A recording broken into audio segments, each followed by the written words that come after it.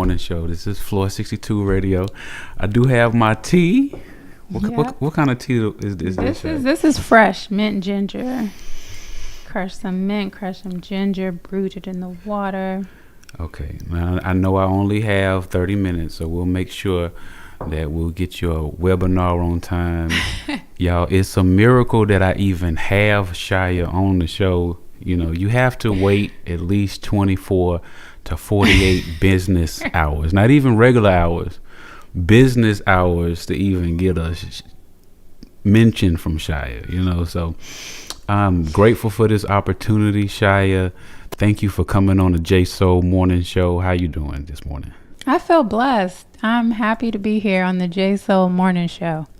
Wonderful. I'm glad to have you. It's a pleasure to watch your journey since we had our interview in 2018. Wow. To start things off, how would you describe the growth you've experienced since then?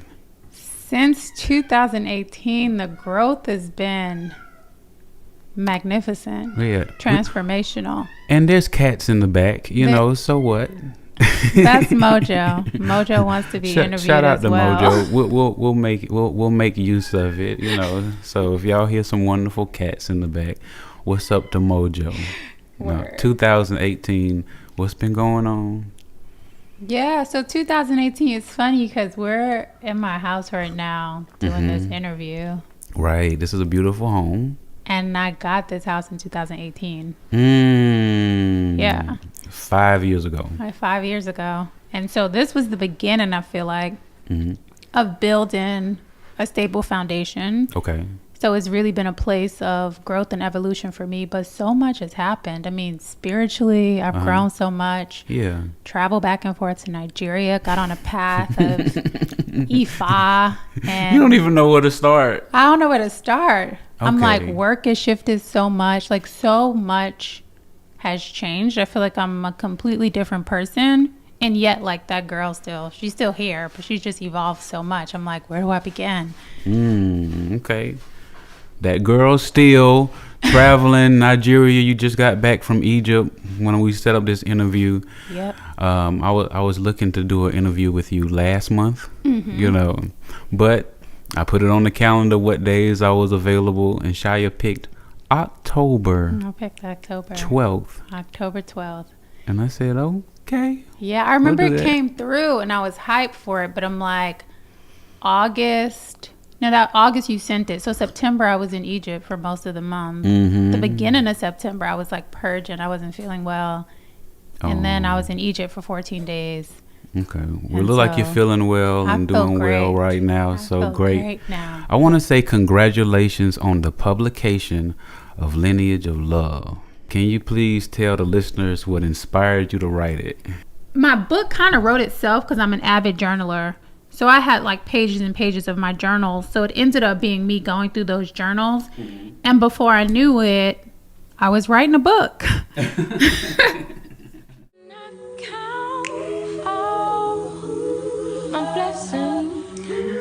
I had written in 6 different journals, the pages and lessons spanning many cities and locations. I wrote under the trees in Atlanta, Georgia, and on top of mountains in Cape Town, South Africa, across bridges from Brooklyn to New Jersey, in the clouds while traveling cross country, at the foot of the ocean in Malibu, on the floor of the temple in Lagos, in between sips of tea in London, under the rising sun and the sounds of chanting prayers in Istanbul, in a treehouse in Mexico, and on the grass in Washington, D.C.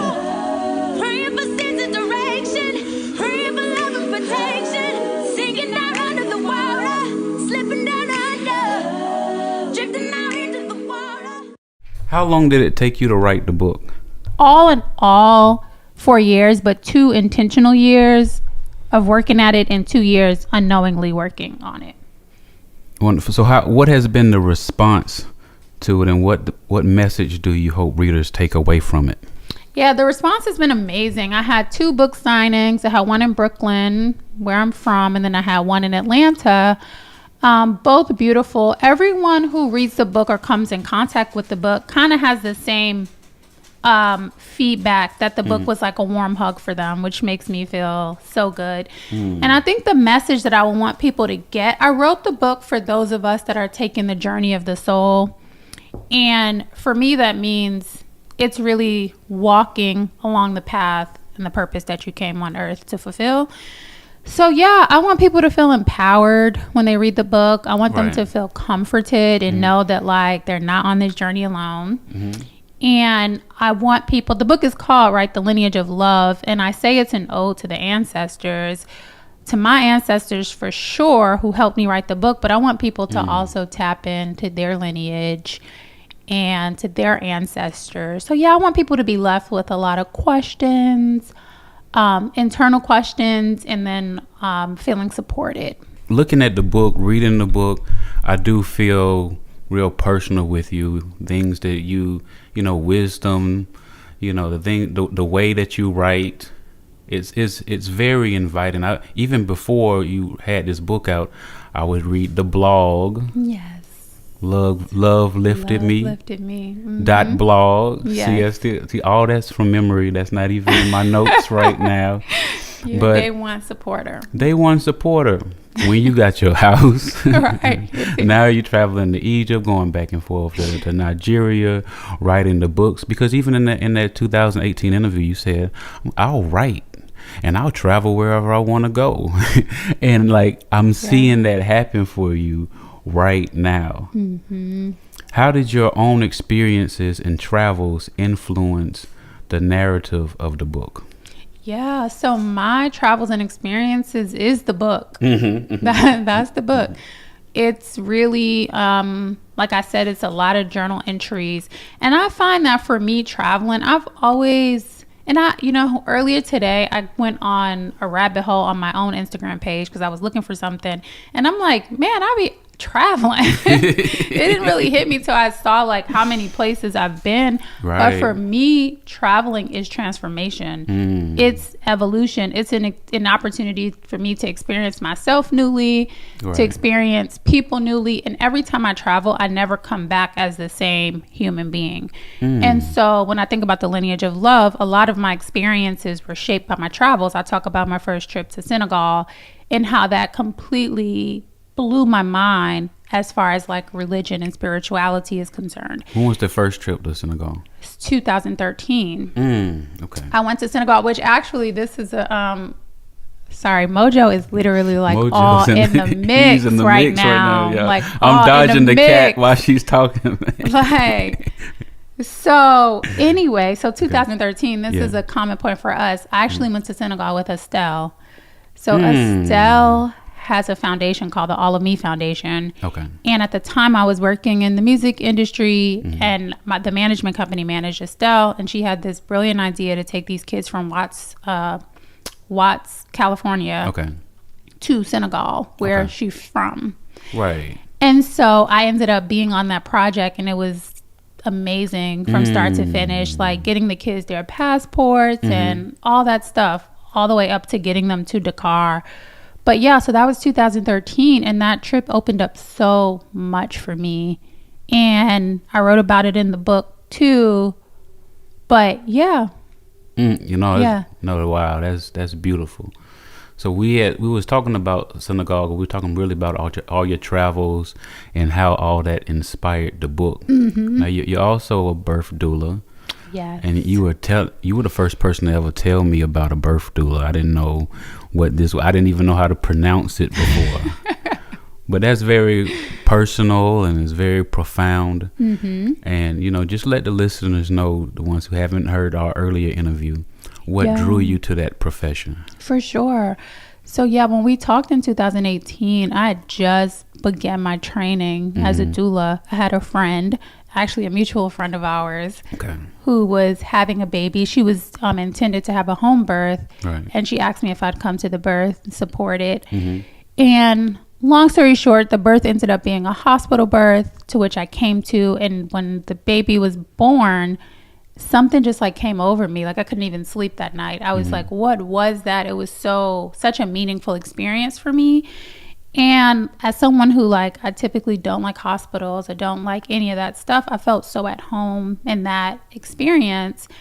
And I'm sure I shared about it with friends. And then I had a friend ask me to be her doula. Mm-hmm. She was having a baby a few months later. And then I was like, okay, let me actually look this up. Like, what is a doula? Okay. What does a doula do? So you were called to it Right. way before you was like, oh, it wasn't like an aspiration. Like, No, it wasn't But then it just- aspiration. It was never in my mind to do anything in that space. It's funny because my grandmother, my maternal grandmother, would always tell me like, oh, you're going to be a nurse. And I'm like, no, I'm not. Like, I don't do hospitals. I don't do any of that.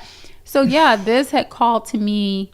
And then once I realized like my community was in need of this, I said, well, let me get the proper training so that I can, you know, support people in the way that they actually need to be supported. So Right. that's how the doula journey began for me.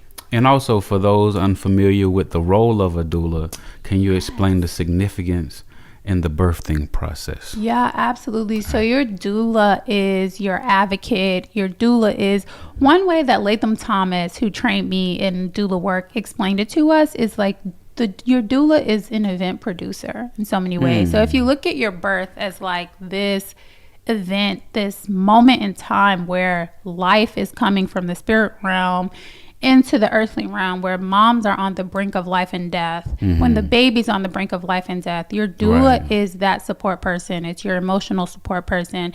It's the person that is making sure that everything goes as close to plan as it possibly can. Right. So you bring your doula on and they work with you with comfort measures. They work with you to create like your birth preferences. What do you want your birth to look like? And doulas really hold that space for you. They hold your hand through the entire process. And so there's birth doulas, there's postpartum doulas, and a postpartum doula, which I also do. They'll come on after the baby's born and they'll come to your home and really take care of mommy, like make sure that you have all that you need, that your mental, emotional health is in a good space.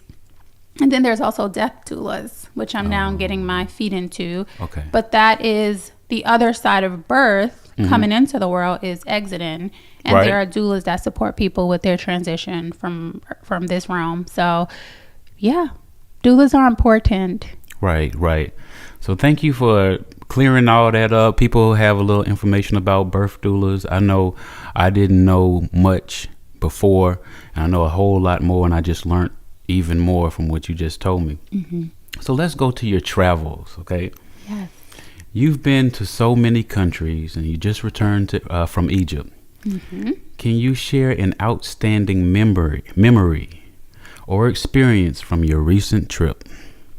Yeah, I'm like, what? So much comes to mind. Egypt was out of this world. So I'm studying A Course in Miracles.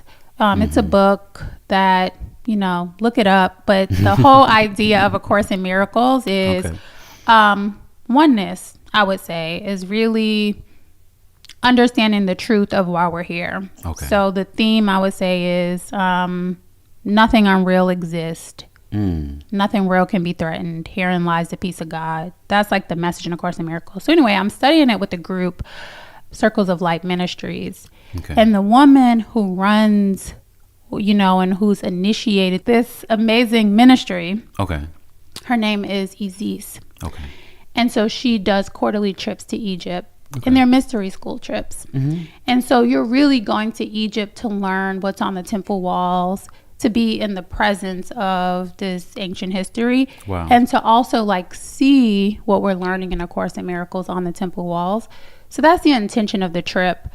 And so there for 14 days. And I say that to say the most memorable part of the trip was getting it. Was the clicking of seeing images on the temple walls Yeah. and seeing myself in those images. Okay. Right?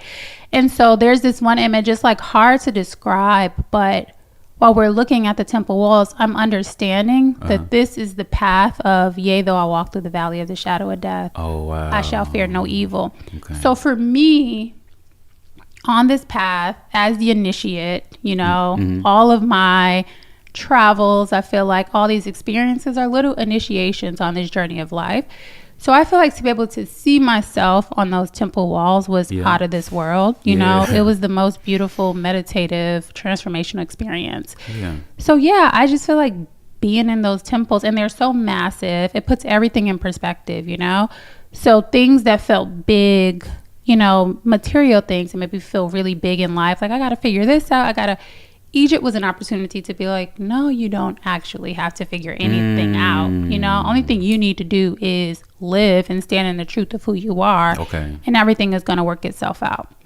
So in so many words, that it's like hard to like really put it into an experience for people. But that was the highlight for me. It was like a shift in my being. Okay, good. Yeah. No, that sounds amazing. Walking around and you're seeing the actual temples and you're seeing just the images.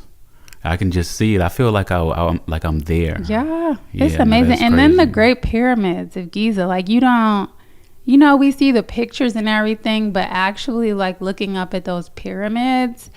We had one free day toward the end of the trip, and I went to the pyramids and I like got some photos, because the rest of the trip it was so meditative. We weren't really focused on photos or anything like that. We were just like taking it all in. So that day was also really special because I was able to like document it and just like have that for myself. If I choose to share it, maybe I will, but just, well, if there's something that you could share with Floor 62 Radio, we'll post a little bit with this interview. Hopefully we'll get a little sneak peek of Egypt from my and the pyramids. Okay, so how has travel enriched your understanding of the world and influenced your personal and professional life? Okay, this is good.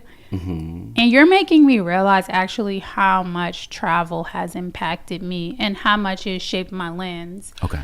I think the way that it impacted me personally and probably like my worldview is there's so much life happening outside of our experience. Four walls of America. Four walls, of America. And even like within the different cities in America, there's just so much happening. And I think that America, you know, no shade, we know this is a capitalist society. Right. And so everything is so material and so based on what it is that you do or what it is that you have or how much money you make. So for me, going to other countries that sometimes doesn't have the same luxuries that we have, but they have like joy, unspeakable joy. And they have community, and they have things that I think sometimes money, capitalism, and like an individualistic mindset kind of takes away. Okay. So for me, it makes me realize like you create life the way that you want it. Right. And like love, community, joy, peace are really like the luxuries of life, you know, and money's cool. Like money can get you some nice things. Every time I travel, I need money to get me to those places, right? So no shade on money and the material. But for me, I feel like travel puts it all in perspective because money alone is never going to bring you the joy, the peace that we really, truly desire and then need, like on a soul level, you know? Right. So, yeah. And that's another thing is like just being a human being, we're the only species that has to worry about money, insurance, going to jail, you know, getting a ticket. Like, come on, man. You're going too fast. It takes up so much of our mental space, so much of our creation. So, and another thing is food. Like just experiencing all the different cultures, the different foods. I'm like, wow. I'm a foodie. Yeah, so me too. I feel you. Is there a country that's like near and dear to your heart? It's like, there's so many. Mexico for sure. Like no one can tell me I'm not Mexican somewhere down the line. Okay. I love Mexico. Like I feel at home in Mexico every time I go. I love the food. I love the culture. I love the history. Yeah. Like the indigenous practices all day. And then there's so many countries in Africa. Like I love Cape Town, Senegal. It's so many. So many have just like shaped me. I'm like, how do I just choose one? How do you just choose one? Okay, good. So let's go to some personal reflections here. Looking back to our interview in 2018, so much of what you set out to do has come to fruition. How does it feel to see your visions coming true? Wow. Honestly, I got to thank you, J Soul, for really bringing it to my attention. Because sometimes, going back to what I was saying, I think sometimes we're so in the weeds of our life, we don't even realize that, like, oh, I said I was going to do this and I actually did it. Right. To me, it's just like, okay, you know, what else? Because there's other things that's come up. There's other visions and goals that I have now. And so this is a good opportunity for me to, like, really sit in the gratitude. And it feels surreal a bit. Because for me, I always feel like the past 5 years, most of my changes happen internally. Like I'm so much more confident and so much more at peace and just like stable in my being, you know, like it's hard for me. There's not much wavering anymore, I would say. I just feel really settled in who I am. And so I don't always know that like transfers externally or how that transfers externally. But anyway, you're making me realize that it does. And so I feel really proud of myself. And I feel really grateful for the things that I have been able to accomplish from the book to continue in this doula journey to even my blog has now I'm on this journey home. I have a Substack. Because my conversation. Yeah, I think I pay $8 a month for something. Shia got me. No, I haven't turned on my paid yet. But you did pledge, which I have thank pledged. you. Yeah, I had a few close friends who I really appreciate pledged that when I turn on my subscriptions, they'd pay to read my writing. So one day I'm gonna turn it on. Free, right, you're getting free. One day I'm gonna turn it on, and then they're gonna take the money out your account. So thank you for that reminder. Okay. Now we're almost done, but we got to talk about Atlanta because you chose to purchase. We're in your home in Atlanta. Yeah. What made you choose Atlanta, and has that shaped your life? Yeah, shout out to Atlanta, man. ATL, shouty. I love Atlanta. So one, I did not choose Atlanta. Atlanta was not on my short list of places to live. Honestly, I was in New York. I had just recently moved to Harlem and I was good, but I got a job opportunity here. Okay. And at the time, it really felt like a dream job. It was like really perfect. And so I was like, you know what? I'll try out a new city. I'll give it 2 years and I'll see. And so... What year was that? This was 2013. Okay. This was 10 years ago. Yeah. Okay. So the 2 years came and went, obviously. Plus 8. Plus 8. And I'm still here. Yeah. So what Atlanta has been for me, it's so funny because going back to the lineage of love and people saying like, oh, the book felt like a hug. That's what Atlanta is for me. Okay. Atlanta it feels like big grandma energy. Yeah. You know, like this place has really, really taken care of me and given me the space to grow and come into myself. And it shifted everything. I mean, the community that I've met here, the type of stability that I was, and I keep saying stability because I don't know if anybody's into astrology. North Node, that's like your destiny. And my North Node is in Taurus. Okay. So it's so important for me to really use my 5 senses and to develop a foundation that feels stable. Right. And that's what Atlanta gave me. Nice. Nature, my love for nature, the ability to create a home that feels safe and welcoming. So I will give Atlanta its praises all day. Right. I actually, because someone asked me like, how long do you think you'll be in Atlanta? And I'm like, forever in some capacity. Like I think no matter where I go, no matter where I travel, Atlanta's headquarters. Like I'm always going to return. ATL headquarters. To ATL. That's all I need to hear, man. I ain't going nowhere. I'm not going nowhere. I'm always have roots in Atlanta. Yeah, I mean, even when you was in Egypt, I was getting the, it was a blue, get the blue bubble. Yeah. she was like, I got Wi-Fi. I said, okay, cool. Right. But I didn't bother her. I just said, enjoy her trip. Thank you. Even though she could receive messages, So let's go. What's next for Shia? Any upcoming projects or goals you'd like to share with us? Yeah. So what's next for me is a mystery. Okay, good. I just wrote a post yesterday on this journey home called Follow the Green Light. Yeah. And that's really like follow your heart. Mm-hmm. And that's what I'm doing. I'm putting one foot in front of the other, following my heart. I don't have a bunch of like goals at the moment that I feel like, you know, I need to reach. Mm-hmm. But there are still so many like creative projects within me that I really do.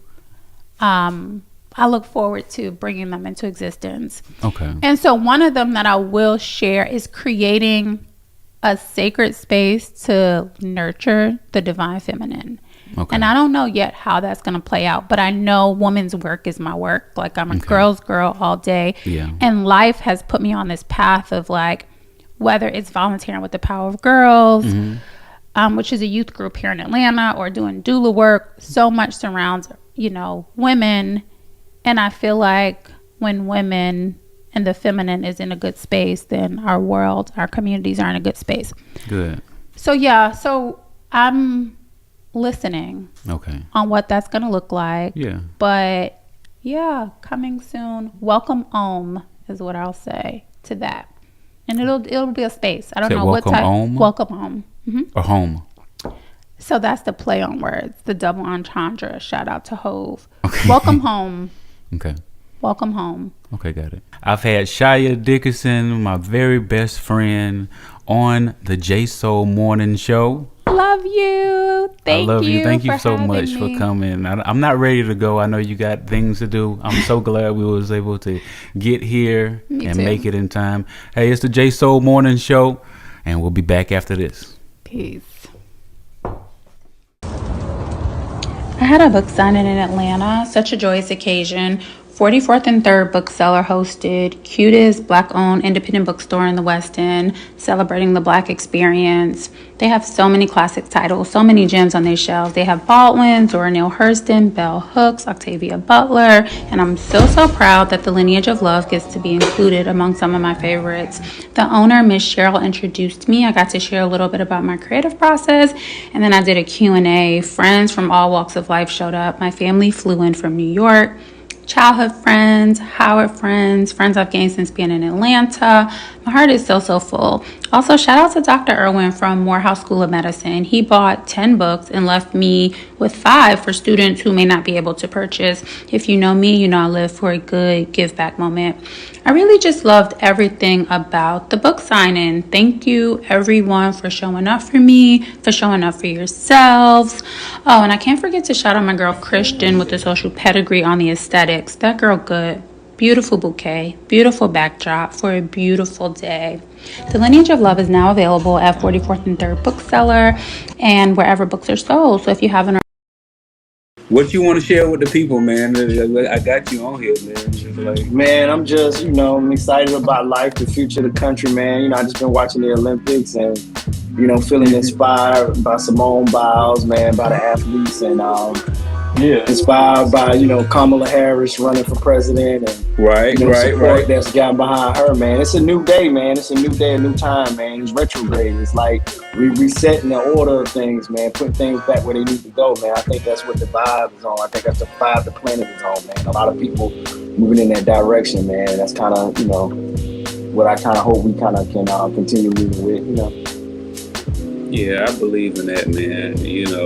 But it's exciting time for people who want to be excited. Yeah, man, it's a choice, man. One thing I learned about life, man, there's a collective reality, man, but everybody's reality is different. Like, no matter what you're going through in life right now, like, you could be having a difficult time, but somebody might be having a great time, so they're not perceiving the world the same way. You know what I'm saying? And no matter how ugly the world get, man, you can't never not, recognize the beauty and the gift of what life is, man. And it's like, you focus on those things and put all the bullshit to the side, man, we'll be all right. My son called me. Hey, what's up, man? It's all good. I'm working right now, but I just want to tell you I love you. Right. All right. Man, bye-bye. When the son call, when your family call, you don't know how much time you got. So you got to make sure you talk to them. That's right, man. They was telling me good night, I see we got Karen Gordon tuning in tonight, man. Yeah. Cooper, man. I know Karen. Yeah. KG in the building. When you get back to Cali, man, we gotta make some more music. And we got No, definitely, man. I'm on a vibe, man. I definitely, man. And you know, I'm getting close to get ready to drop my project. So I'm just in a creative space, man. I'm at that point in life to where, you know, that's all there is for me left to do. Like a lot of the things on my bucket list that I've always wanted to do, I did. So it's like now I'm just really purely having fun for the sake of having fun, you know. Hey, you saying there's a few things. What was on your bucket list that you hit? Well, I mean, one of the things, if you want to share, when I was a shorty in school, man, you know, growing up under the shadow of James Brown, man, and the sonic boom of the South, man, you know, I always wanted to be in the entertainment business, and you know, acting is what I chose professionally, man. And you know, I've done the major films. I had a major TV show, major networks. I've done over 50 national commercials. I've been on off-Broadway theater. So it's like, you know, all those things that I thought were like far-fetched, you know, accomplished in my life, you know. Now I'm creating for myself. So it's kind of a fun place to be in now, to kind of like usher in and help the next generation tell the story, turn my experiences into works of art. That's kind of what I'm on, you know. Yeah. So what experiences would you say most impacted you, or is going to most impact the music that's coming out?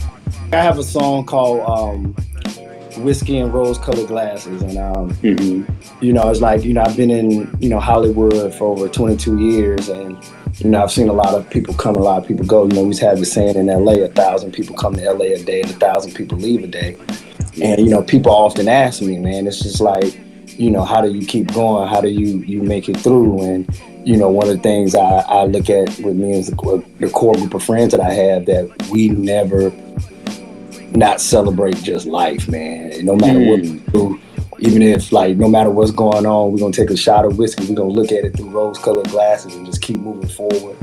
And it's not, and it's a thing of, you know, not disregarding some of the adversities you go through, but just not letting it stop you. Just like, you know, it might be the situation, but this is not what I'm gonna see. I'm gonna look at things better. I'm always look to the future. I'm not stuck in the right now. You know what I'm saying? Everything is I'm gonna get there. I'm gonna keep moving, man. I'm gonna keep going forward. So that's kind of like the drive in that. And love, man, is like, you know, the sacrifices you make in this business, man. It's like, you know, there are relationships that I had that I didn't get to pursue because I was pursuing my dreams. That, you know what I'm saying? But those emotions, those feelings, those things never leave you. So it's like, okay, well, I put these things in this back burner, in this box in my heart while I'm doing all this other stuff. Now I'm at this place in life to where now I can unpack all of these feelings, all of these experiences, all of these expressions, all of these stories. It's okay, now what do I do with it? Let me turn it into something that someone else who may be going through some of the same things or having the same feelings can be like, hey, I'm not alone, or hey, I know what that feels like. You know what I'm saying? I just want to share that, man. And I feel like, you know, we don't see that side, especially of black men, a lot. So that's kind of what I wanted to kind of do, express my vulnerability even through the music. It's kind of like my safe space in a sense, you know. What do you say to people say, well, why music and why right now? Well, for me, music has always been there. Like, you know, I started in music. When I was born in Augusta, Georgia, hometown of James Brown, you know, godfather of soul, instrumental in, you know, making music what it is today. And I grew up right behind T.W. Joseph football stadium in a place called Sunset Villa. So as young as I can remember, like a newborn baby, I could just hear the marching bands, the drums going. And one of the things I always liked, that even though I lived in the neighborhood and an environment where people dealt with so much pain and dealt with so much struggle, the joy that they had when that band would come through there and they would hear that music, or, you know, going to church and when the choir would sing, and, you know, and seeing how it made people feel. So it was like, I always wanted to be a part of that. Music made me feel good, and I wanted to create music that made people feel good. And for me right now, it was circumstance. You know, we had COVID-19 hit, and mostly, you know, LA shut down, the industry shut down, and Right after COVID, we had a strike. And so, you know, a lot of, you know, entertainers, a lot of actors, a lot of people, you know, they fell in, you know, into depression, you know, different types of struggles, trying to make it through those dark times. And one of the things that I chose to do was to go back to my first love, and that was music. So, you know, I started writing down ideas, writing down songs. So it was my way of fighting back the darkness and, you know, using what God gave me to even bring light into my own life. And then I wanted to make music I could sing along with my kids. You know, I don't really knock nobody's art or what's out there now, but I mean, most of what we play on the radio, most of what, you know, the culture is listening to right now really ain't kid friendly. Right. You know what I'm saying? So I kind of want. But the kids still listening to it though. Well, they don't have a choice. It's on the radio. Like they play stuff now on the radio they wouldn't play when we were young. So it's like Like where's the protest? Like where's the where's all you know, you can't escape it, you know. NWA never got radio play. I think they might have played Expression stuff maybe once or twice, but outside of that, it didn't get on the radio. So even as a young mind, you knew how to compartmentalize certain things, which you don't really can see that. You know, my daughter, 4 years old, come home asking me questions. No, literally the other night, my daughter was in the bath, and I walked by. I heard her humming a song, and I'm like, I was listening when she was singing. She was in there, you know, make me swear, make me what? I'm like, how do you even know this song? How do you even know this song? Like, how? You know, and that's a good song. That song ain't, that's tame lyrically. Right. You know, it could have been WAP, but you know what I'm saying? But, you know, or, you know, one of Sexy Red joints, but, but even still, I'm just like, but you know this song. You can really hear when kids start singing it though. When kids, you like, whoa, they're kind of like. Oh, I had a homie, man. He was like, man, I remember he was like, man, I'm riding, taking my son to school. He was like 6, and he's like, yo, they love the Cocoa came on, and he like, baking soda. I got baking soda. And he like, man, what's baking? He don't even know what baking soda's used for. But, you know, it's. And you know, like I say, man, I'm an artist, so I believe that all art should be expressed and artists should be able to feel free to express it. So I'm not about censorship. I'm more about balance. And I just feel that the industry isn't balanced. You know what I'm saying? But that ain't my fight. But my fight is just to create the art and it end up where it ends up, you know. Exactly. You can't let that be a detriment. You can't let that deter you from, you know, fulfilling your purpose. And if the intentions are genuine, then, you know, it'll make it where it needs to make it, you know. I do believe in a higher power, and I didn't even believe. I mean, I know God exists for myself, so you know, I know whatever it is I put out there, it'll get to where it needs to get. People are here who need to hear it, you know.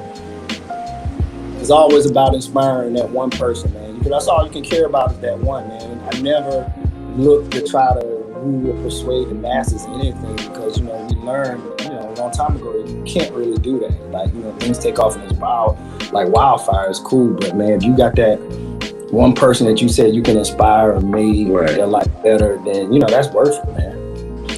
No, I so people did that for me, man. You know, it was that one guy that would come and speak on career day, or that one person that you got a chance to meet, man. I'm like, hey, man, I always wanted to get into the business. What should I do? And they took the time out to talk to you, man.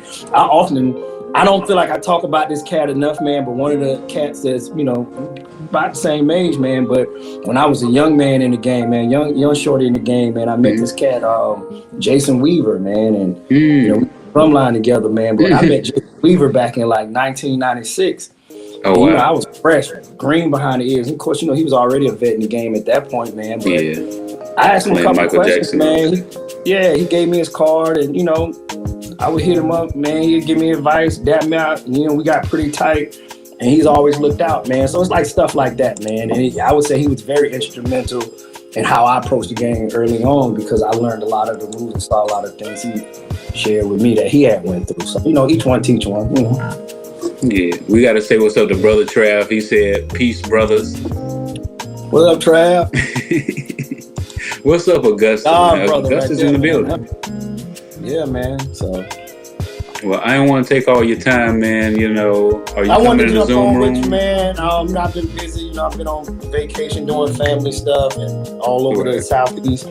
But I'm getting back locked in, focused on what, you know, we doing, man, and you know, just trying to give a new vibration to this new era, man. You know, and so Well, you done definitely gave me an alley oop, man. I gotta say, well, just thank you for just being available. Man, it's cool, man. Yeah. No, it's just you've been just a real blessing. You might recognize some of the stuff behind me. Man, look for me, man. You got good taste, man. But no, man, it's like it's all love, man, and it's like, man, we all here together, man. It's like let's make the best of it, man. Like I said, I love the Olympics and this time of the year when seeing the world come together for sportsmanship and competition in a healthy way, and I feel like it can inspire us all to reach out and to just enjoy our time together and just enjoy this moment, man.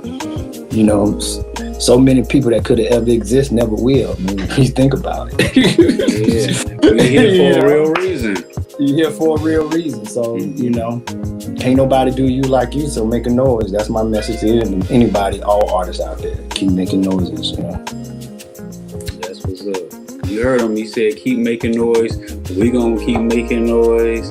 Hey, you want to leave him with anything, Shay, before you go? Man, stream that retrograde. Listen, Saturn is in retrograde until November 7th. Mercury just went into retrograde, and y'all know all hell breaks loose when Mercury goes into retrograde.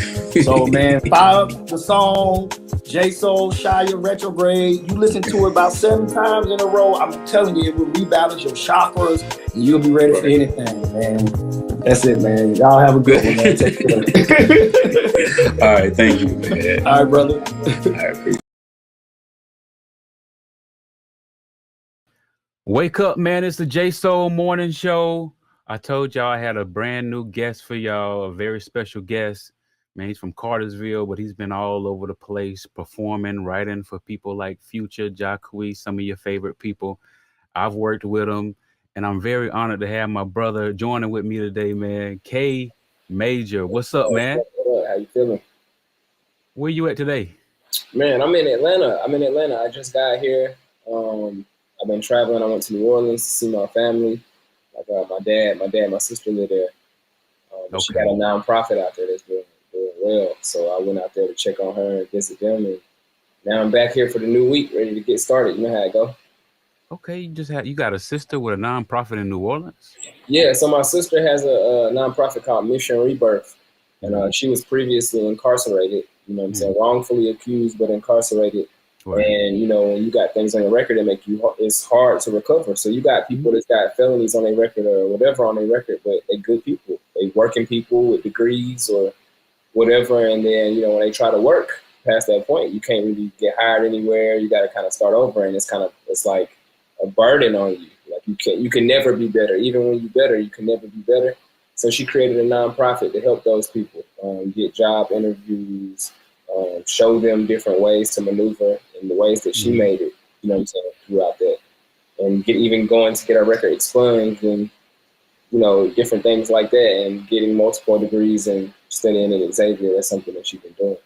So it's became big to where she's partnered with the city, like the mayor, the sheriff's department, a lot of people down there. And it's just expanded massively. I've got to go check that out, man, because that this is so in line with the work that me and a lot of people close to me do. And I had no idea. I didn't even know you had a sister, man. So it's good we having this interview. Oh, yeah. My sister's the oldest of us all. Okay. She's the oldest of 3. So she kind of set the foundation for us all. And she ran across some hard times in her life to where she was helping people and was in the wrong crowd, and she, took full responsibility.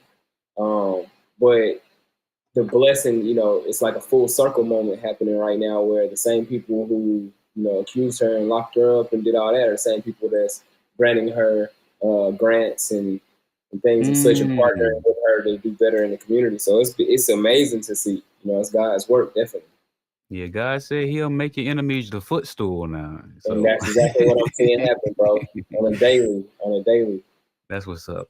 Let's go to your music journey, because I read your bio too, 15 years old, Cartersville. So give me some of your music background and give us some of your journey. Yeah, man. I started doing music when I was 12 years old, 12, 13 in Cartersville, Georgia. And, I was playing sports at first. I was in the band. while in high school, and I love music. You know, my dad did bookings. What did you play in the band, real quick, man? Well, okay, so I started on trumpet. Okay. My 8th grade year, or my 7th grade year, and I hated it. I learned it. This is how I was introduced to learning reading music. But gotcha. All the cool kids was in drumline. You know, all the black kids, especially. And it was like, yo, all my homies in drumline. What's up? Why am I doing? The trumpet was shiny at first, but the drums was just crazy. You know, it was a culture, and drumline that came out that year. True. So at this point, like, I played trumpet. They didn't allow you to switch instruments, but my mom cornered the music teacher in Walmart, got me a tryout, and so all summer I self-taught myself. We couldn't afford lessons. I had to catch up with the kids. They already had a year ahead of me, so I had to catch up. And I went to like the people older than me to learn over the summer and trained, and then I became a snare drummer. Okay. You know, and I was in marching band, and I stood strong with it. But I also was rapping. You know, I was touching with raps and burning CDs and recording myself and making beats.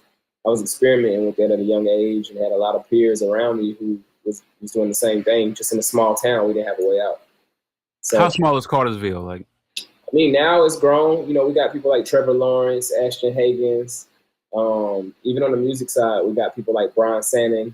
He's got crazy TikTok following. He just dropped. He's been dropping hella records that's streaming millions. You know what I'm saying? And he shot a video at our movie theater. That's unheard of. Like, but where it was when I was growing up was like the population was maybe 60, 70,000 people, and out of that you maybe had like 10,000 black people. We had 3 schools there, small town, barely hit a radio station in Atlanta. No music outlet at all. Like, you just rapped. That was it. Like, when you sold product to people in the city. Other than that, making it big was like a dream, really a dream. So how did you get out of that? Yeah, so I'm working at McDonald's in 2005, 6. I'm working at McDonald's.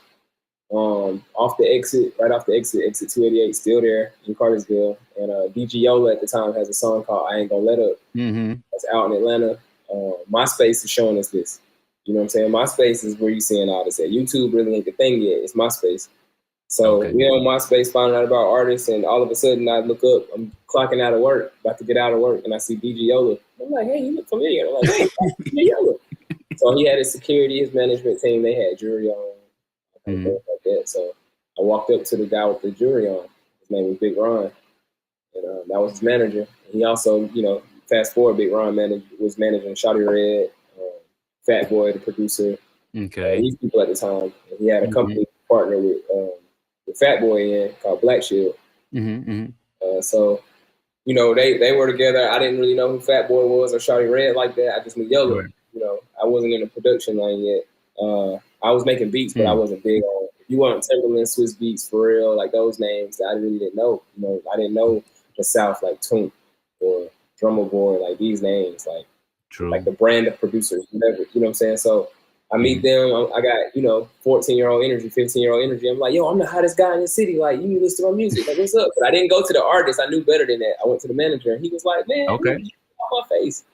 You know, but I worked at McDonald's, so I had some pull in there. So I was like, well, look, man, McDonald's on me. You know what I'm saying? Okay. And I pay for all the McDonald's if you listen to my music. You know what I mean? Right. And so I ended up giving them a discount, getting the McDonald's discount, you know. And while they was bagging up all them large orders and stuff, I was off of work. So I went to the car with the manager and played him some songs, and he was mind blown. He was like, wait, you talented for real. Like, this is hard. Like, bro, we got a boom, boom, boom. Like, where your parents at? You know, like, so that ended up being my first situation, my first management deal, production deal. Okay. It wasn't for beats. It was just being an artist. You know, I went by like K-Swag back then or something. K-Swag, I saw that. I was Young Star, and I was KB the Youngster. And then it was K-Swag, then K-Major. Okay, got you. Yeah, so that was my K-Swag era. And I was introduced to the industry at that point. I was around acts like Gucci, and, you know, R. Kelly had signed this artist at the time. Kalina from Dirty Money was writing a lot of that stuff. Yin Yang Twins, Mike Jones, Waka, the beginning of Waka, Southside before he made beats and stuff. And how old were you right here? I'm like 14, 15 years old. Okay, gotcha. Yeah, as a matter of fact, I was 16 because I had just started driving. Okay, got you. Yeah, I'm 16 because I can drive to Atlanta on my own. At first, I couldn't, so it was like a transition between 15 and 16. At first, I couldn't drive when I first met them. You know what I'm saying? Okay, yeah. I really wasn't driving. I think I had my learners or something, or my parents let me drive, but I wasn't supposed to. It was something crazy, but I was that young, man. I had a song called "When I Start Driving" on one of them songs that I played them. I gotta hear the old K-Swag music. You gotta my city know. Like people from Cartersville definitely know. They definitely know what's going on with that. They like, okay, we remember all this. So yeah, from there, man, I continued to go to high school in my city. It was more of a business for me at that point. Not really strong business, just like I knew I was a brand. I knew I was a product. I feel like I had a deal. You know what I'm saying? I got a record deal now, so I'm moving different. So I had my crew with me. I started 3MG, my own company. And it was just kind of like, you 3MG, you 3MG, we 3MG, this 3MG, you know, at first. Then I was in a group called 3MG where it was me and my homie. We named ourselves 3MG. Right. And it was me and an artist named Chosen One. I got a big story, long story, bro. With that turned into me and him. This is the same era of time. Signed the Fat Boy and Big Ron and them. That deal lasts 2 years. I get out of that deal. Nothing happens in that deal for real. I just really learned what the industry is, and I'm learning this like new, like fresh, like freshman. So right after that, I feel like I had more confidence getting out that deal to kind of like do it myself and get back to some of my old ways of dropping music and selling it because I was making money, but also knowing it's a bigger world out here. So that's when me and Anthony decided to be a group, and this is like my senior year of high school. And then ongoing, or not junior, senior year, I'm going to say senior year. Yeah, senior year past that point, it was me and Anthony. And we did that for 2-3 years, and we did shows in Atlanta.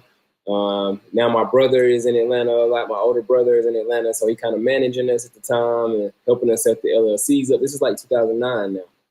He helping us get the LLC for 3MG Entertainment, and boom, boom, boom. And then right when this happens, we don't have no budget. We don't have nothing going on. We just all my brother putting his money in. Like, had a job running 200 here and helping with CDs, and then me having to get my hustle on. And this was going on at this time. And you gotta send me some pictures and some videos and stuff. We're gonna run it through while we talk about it. It's so much. I'm pulling it. I actively been pulling it for the last 3 years, trying to pull different stuff. Yeah, that's what it's about. It's about telling the stories.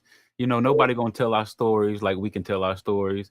And then a lot of time when people do be telling some of the story and then they kind of leave, you're like, oh yeah, okay, y'all didn't want to talk about Scream, or y'all didn't want to, you didn't want to talk about K Major, you know, like. I try exactly. I get left out of a lot of people's stories, and so I try to tell mine and try to make sure I remember everybody that was a part. Of course, sometimes you're not gonna remember. I remember everybody, but in storytelling mode, sometimes you're telling general storylines than a specific, like who brung you here, who took you here. But a lot of people played a part, whether it was small and big in my career. I know that for a fact. So I know it's a lot of people out here that's just like, yeah, I drove into the studio, or yeah, I did this. And I'm like, yeah, I was moving. As a kid, I'm everywhere doing everything. But yeah, me and Ant was in Atlanta. Go ahead. You and Ant was in Atlanta. Go ahead. No, I was just saying, me and Ant was in Atlanta, man, and that just turned into just continuing learning. If I'm to summarize it, I'm just learning. And this person, my manager now, and Nina Nine from Sirius Radio, and then Coach K, my manager for a little bit, and then I'm independent again, and I got an investor. Like, I kind of been through a lot of that, you know, to figure out who I am today. Right. You talked about learning, so I wanted to get maybe like 2 or 3 things you would say that you learned from the industry dealing. You know, you've been around since you were 14, and I guess you're about 33 now. 33. You're born in 91. You know, so give them some gems. Well, the biggest one I learned, I can't even say biggest, but the one I'm on right now, what I put a magnifying glass is age doesn't matter in this industry. I think a lot of us start off wanting that record deal. You know, like, I want to sign a record deal, but I don't think we really know what that is. I think that we just put 2 things together. Like, most of the time people say they signed a record deal, now they got a Bentley outside. You know, I think that's what happens, and in that is a lot of pressure that comes with that. Because everybody's hustling, right? So you got the managers and people that's going to tell you need to be a certain age to get in the game. But really, that's just like, you need to be young enough for me to fuck you over. You know what I'm saying? And once you get old enough for me not to fuck you over, now you're a threat. You know what I'm saying? Now you're competition, and it's not so friendly. So I think that's what I learned. I came in young. So coming in young, everybody loves the young guy. Everybody can make some money with the young guys. Effortless. It's just like you just be yourself. You be a gullible kid who don't know, like, hey, what's that? And they like, oh my gosh, he doesn't know. You know what I'm saying? Right. Like it's just kind of that. And then as you progress, you know, I think when I hit the 25 meter, that's when I saw the reality, and I kind of just started turning my face at the game. It was kind of like, this is category 5 time. Now the game is like, oh, how old is he? 25. Oh, he's too old. Like at 25. Like what? Like I'm in the middle of the culture. Like the girls like me. Like I go outside. Like I don't have a problem in today's society. I don't know who's making this decision, but at that point I deciphered the game of what it is. It's a business. Man, really just, you know, obtaining value, self-value. Self-value. You could be valuable to different people in the industry, and they'll use you for that. You know, I think this far that people have seen that I'm a great songwriter and producer. So when people look at me, they lean more towards what they benefit off of from me, you know, and not really who I am. You know, it takes my focus off, because you got to survive, right? You gotta make money to pay your rent and do things like that, but you also got to be fully yourself. And that decision sometimes is what I fought with a lot. So that's the biggest thing I learned. Just accept me for who I am, how I like to wear my hair, how I like to dress. What do I like to express? Because it's expression. It's not a systematic approach that should be, you know, that sometimes we see in music where it's like, sound like this, be like this, dress like this, hop and dance like this, or you're not a star. So like, what's a star? You know, like, exactly. What's a hit? What's a superstar? and if people know what this is and how to build them, then why don't we have a new superstar every week? Yeah. So it's kind of like I put all these things together in my head over the years of going crazy, quitting, giving up on myself, and now I'm kind of just coasting at my own pace of, like, I think self-discovery. I want to say like I'm rediscovering myself, like what I love, what I like to do. Okay, we'll talk about that. What's some of the things you discover that you like to do that's going on now? Music style. I feel like I've been limited in music. Even to my peers, and I'm talking to people, I'm like, I can't continue to do the same things that I've done. I do like doing those things. I see what people like, but I see what people like, you know. So sometimes your people around you will push a certain thing, like a certain agenda. You sound like this, or I love this about you, or okay, I love this about you, and I fall for those, you know, things, because you're always searching for what people like, right? But the fans tell me like, hey, we like all of you. Like we like when you rap, we like when you sing, we like when you make beats, we like all of that. So a lot of times in my past, I would produce for Future or Usher, Chris Brown, Jacquees, whatever. But you listen to K Major albums, and I would only produce one song. You know, I would kind of be discouraged when it came to my stuff, right? Or I would let people come in and do my stuff. But it's just like, at a certain point, you realize, like, wait, I'm great. Like, people can help, we can collaborate, but I run this shit. Like, this I feel you. Yeah, like, I make the beats around this motherfucker, like, because it's me. Like, you know what I'm saying? And I can, and God gave me that ability. Like, he gave me the ability to be a producer and play instruments and post-produce and engineer and mix and master. And sometimes you just have people like, I guess, I don't know. It's like, hey, I want to be involved, but he do so much. So what can I do? And for a lot of times I would give people those positions. Oh, you can make the beat, bro. Oh, no, you can do this. And now I'm kind of, I'm focused to, like, listen to these ideas. This is what I'm thinking, and see what you can add to, or you can come to the table with something, but I'm always going to put my, like, nah, that's not what I'm on right now. Or this is what I'm on. And I keep that. Like, I set that precedent. What's going on? Tell me, and I like that. And I think that's what artists need to be for real. You know, like, I think the freer an artist can be, and not being told what to do, or, you know, learn how to engineer, learn how to record, just learn how to write a B section, or, you know, like. Yeah. And to piggyback off that, I don't even think that is really like so much of that. I think it's more like my campaign right now that I'm on is men lie, women lie, right? Okay. But it's kind of like, why do we lie? Right? Why do we lie? Is all lying negative? Sometimes we lie for a positive, sometimes we lie for a negative. But lying is lying. We all agree that a lie is a lie. Like, we know what a lie is, but do we know what a lie does? Like, if the public really knew everything, could we survive? So are we lied to for our survival? You know what I'm saying? And I say all that to say, like, in this industry, I don't think that people know how to decipher the truth and lies. right? Okay. And so like we don't know why the lie is being presented, and we need to focus on why the lie is there and not that it's a lie. Like we can identify, we can feel a lie. We can be like, you lying, or that's a lie. I don't feel right about what you said, but Yeah. can you decipher that that's a real lie, or like can you decipher why that lie is present? Because sometimes you need to be lied to. You know what I'm saying? And I'm so it's following a you. conversation that I'm starting, man. It's just a conversation I'm starting. I think that a lot of people want to know why people lie. Women want to know why men lie. Men want to know why women lie. And then at jobs, we want to know why we lied to. As we survive every day, we want to know why we're lied to about the food we eat and the things that we do. So that's the campaign I'm on right now. Men lie, women lie. So what's your solution for this? What's Like I said, I think that it's a balance of life. I think that I think that it's gonna happen. I think that the person that even judges the liar is a liar. The person who judges the liar is a liar. Is a liar. Okay. In a way, you might just not feel like your lie is for a negative reason. I'm not gonna tell my mom this, or I'm not gonna tell this person this because I don't want them to crash out. You know, I don't want to tell people I got money because I don't want everybody asking me for something.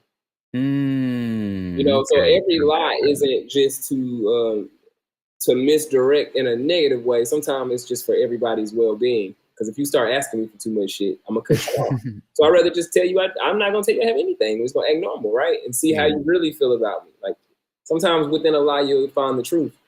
So a lot of times, so I think that's what it is. I'm not saying it's okay to lie in every situation. I'm just saying that that's what the answer is. I don't think we'll ever find some answers as far as it being one thing with billions of people on the planet.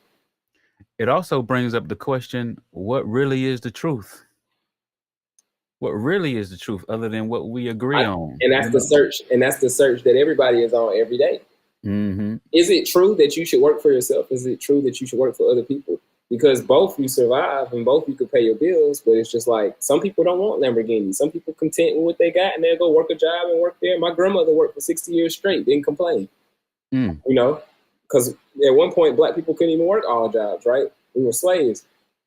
So having a job at one point was like, damn, hell yeah, we made it, right?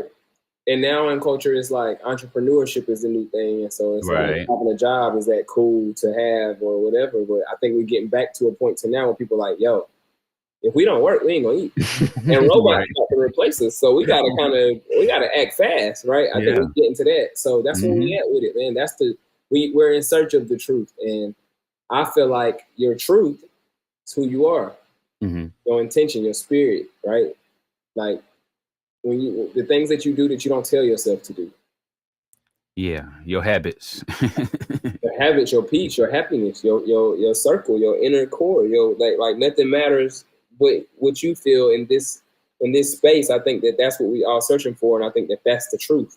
The truth is I don't like going to the club. The truth is I don't even like hanging with y'all like that. Y'all don't represent what I represent. The truth is I don't like doing this. The truth is this, but the lie is a survival tactic that we use to survive. And it's happening all around us. I see people that ain't really who they are, you know, but to make a little money, they got to be that, right? And at the end of the day, they just trying to pay their bills and make it to the next day. So I don't judge people. I just know that we have to live more in truth. Like, you know, and if we search for that within ourselves, then you'll find that a lot of things that you do, you don't even like doing. You're doing it for somebody else. Do it for yourself. You know what I'm saying? There you go. So you look at yourself and you value yourself. Like you said, when we got on the phone, you was like, yeah, man, I'm in a space to where I'm me, you know? Like this is me. Like this is mine, this is me, this is what I'm doing. I feel good about it. It's my calling, it's what I'm gonna do, and I'm gonna do it wholeheartedly. I think that's the energy that we all search for. That's right. That's right.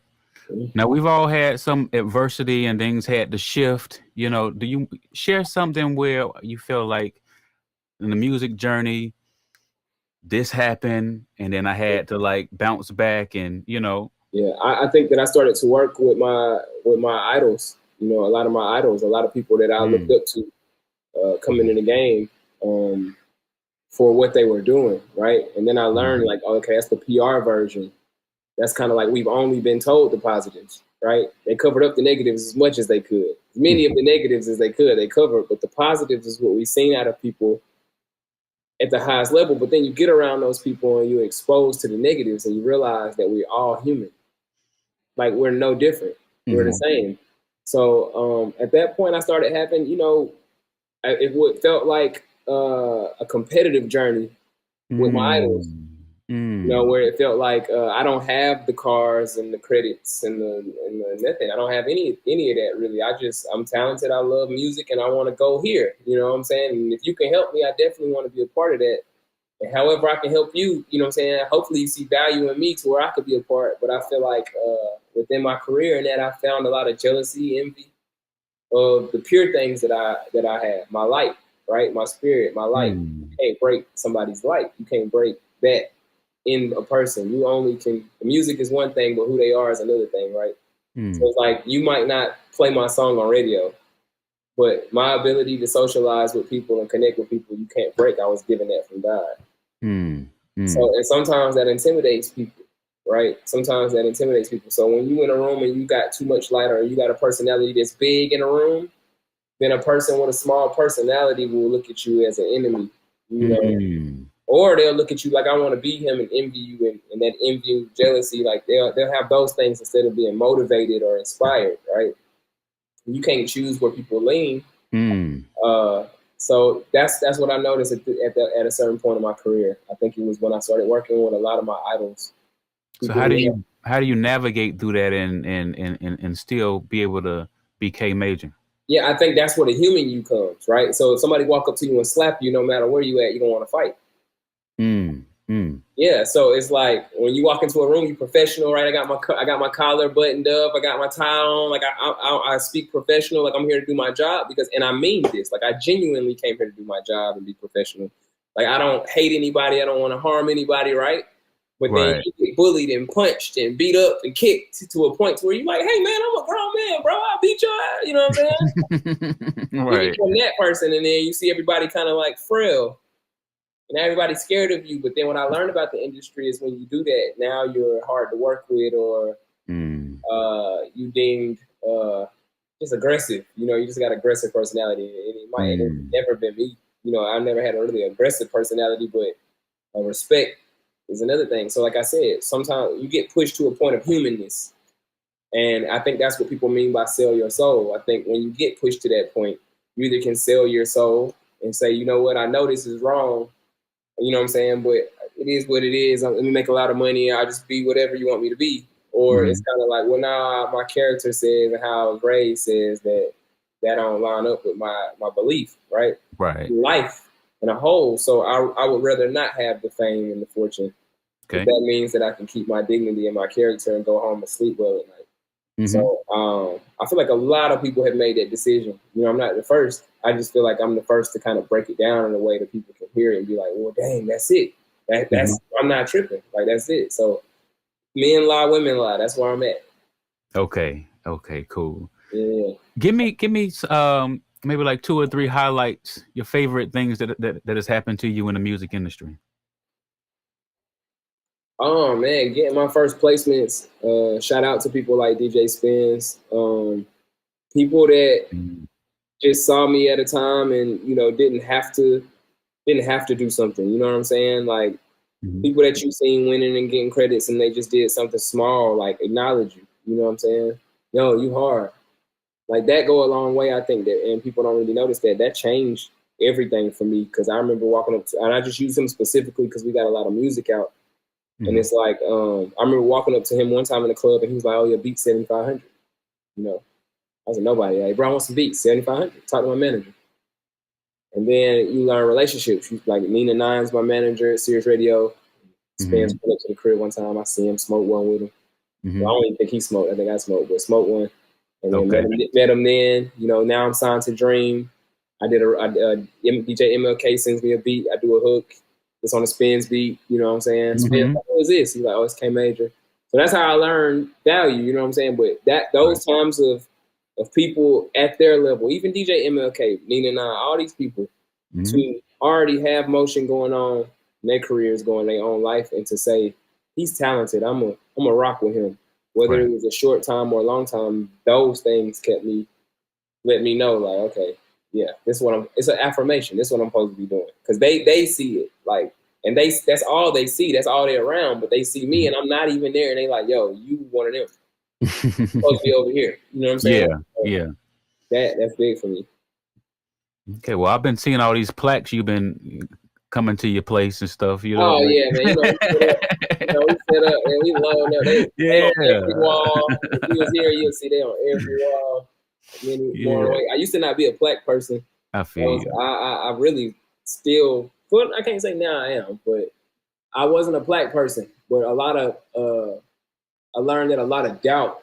When I would have conversations with people on my angle of the game, or we just be talking in small conversations, it was kind of like my opinion wasn't valued. I felt overlooked even in conversation. It got to that point with me where I hate to say it like this because I don't want the industry to feel away. So it's with all due respect, but I'm anti-industry, right? I don't believe in the aesthetic of the industry right now. Yeah, I feel you. The culture of the industry right now, I'm not a fan of.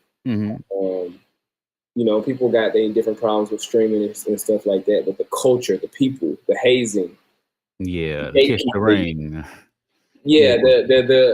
This is supposed to be our art that we express ourselves, and then people are supposed to get notoriety for the level they do the art on, like the high level of performance. And it's more like, well, you're not cool with him, so I ain't cool with you, or you ain't have sex with this person, or you ain't paid this person, so and we forget that, especially in Black culture, we forget that we grew up in poverty. We grew up with nothing.